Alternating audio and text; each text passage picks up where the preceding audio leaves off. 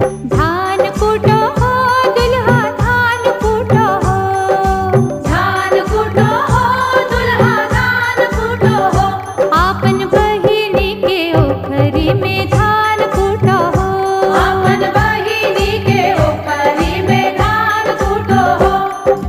कूटै छियै हे मीता कूटै छियै हे, कूटै छियै हे मीता कूटै छियै हे, तोहर बहिनी के ओखरी में कूटै छियै हे, तोहर बहिनी के ओखरी में कूटै छियै हे।